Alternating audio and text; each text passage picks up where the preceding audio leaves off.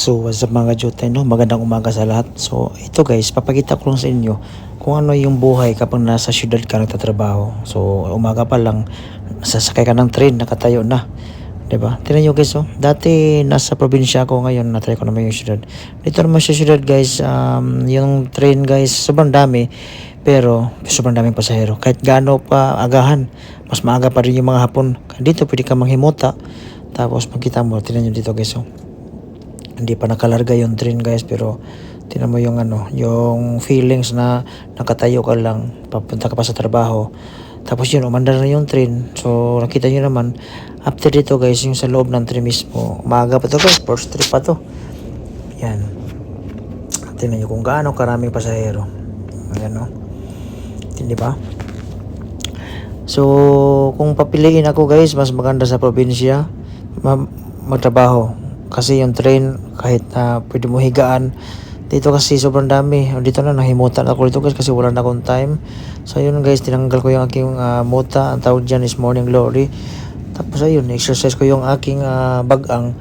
Oh, dyan, tinan mo, nakasandig lang yung ulo ko guys. Kung sa probinsya kasi guys, magbike ka lang, di ba? Tapos pauwi mo, magbike ka lang. Dito kasi pag nasa syudad ka, grabe yung competition sa pagsakay mo ng train. Parang kayo lahat nagmamadali.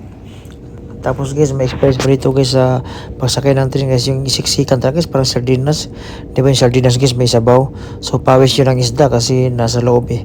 Dito naman sa Japan guys, pag nako, kahit na medyo malamig, ano pa rin guys, magpawis-pawis kang marami. Kasi nga sobrang dami ng pasahero. Kapunta pa lang guys, nakatayo na ako. Ito guys, pangalawang Norikay, pangalawang ko na to ata, train to. Nakatayo. Tingnan mo, sobrang dami nakatayo. Okay lang pagpuntang trabaho, di ba? Kasi kondisyon ka pa eh.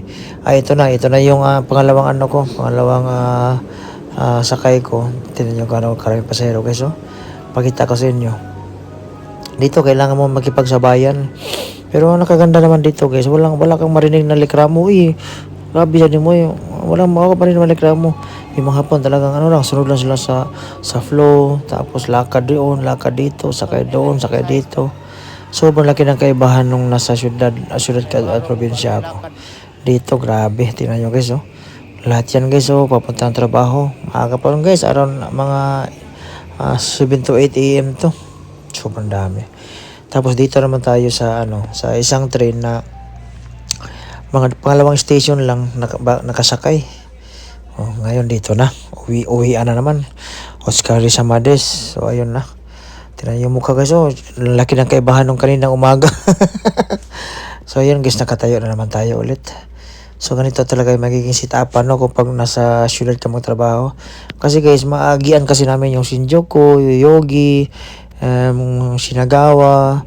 Yan, yung malalaking station. Oh, grabe kasi. Tapos pagod ka pa sa trabaho.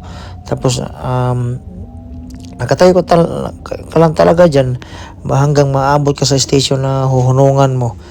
Tapos ayun, para sa akin, okay ang syudad guys. Pasyalan. Gusto mo na ma-experience na magsakay ng train, na magagandang tanawin dito, puntahan nyo lang. Pero kung gusto nyo talaga magtrabaho dito sa syudad, dapat kayanin nyo itong mga ganito. Mayroon pa talagang siksikan dyan guys, na parang talagang pinupush lahat hanggang sa mapasok yung mga pasahero. Nakaganda lang naman sa syudad kasi iba yung mga rate nila dito kaysa sa probinsya, no? Pero ganitong oras guys, mas maganda mag-overtime na lang tayo. Uuwi lang tayo na hanggang alas 11 ng gabi para hindi na masyadong maraming tao. Mga peak hours kasi, mga rush hour dito guys, 6, 7, 8, ganun, may mga tao pa. Dito, nakita nyo naman, no? Grabe, Zoto, nakatayo ako dyan. Tapos yung tuhod ko guys, kurog-kurog na, no? Buti na lang, meron tayong kinakain na balot. Tapos maya guys, mga siguro 30 minutes ka nakatayo. Buti na lang, hindi mabigat yung dala ko. Tapos yung iba pa dito guys, may mga bag, mabigat pang dala nila. So ito, pakita ko sa inyo guys na na palabas na ako. Parang dito na ako makaginhawa kasi alam mo naman guys, sobrang dami ng pasahero. Tapos ng iba galing pa trabaho. Siyempre, magkaroon kayo ng mix of emotions sa mga humot dito. Ayan, mga pabango nila. Tapos, yun, yung, ang isa sa aking may experience sa kapag sa syudad ka magtrabaho, lalo na pag sumasakay ka ng train. 'Di ba? Sobrang dami. Tingnan nyo guys, oh. Oh, gaano kasikit-sikit yan guys, eh. Sobrang napakasikit-sikit talaga. At sa dito, pati bayan ng taga ng Bagtak at saka paligunay sa tuhod. Tapos siyempre guys, maghahawak ka dun sa, ano, hawak ka ng kamay. Kasi pag hindi ka nakahawak dyan guys, naku, matumbaw kayo lahat.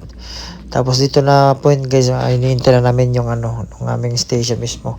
Tingnan ko nyo guys kung gaano kasarap pag nakalabas ka na, oh. Grabe guys, eh. So yun guys, hindi mo naman sila magagamit yung bike dito. Kaya yun guys, makikita ko lang sa inyo guys yung sitwasyon sa syudad ka nagtatrabaho kumpara sa probinsya. No? So yun lang, bye bye mama, chup chup.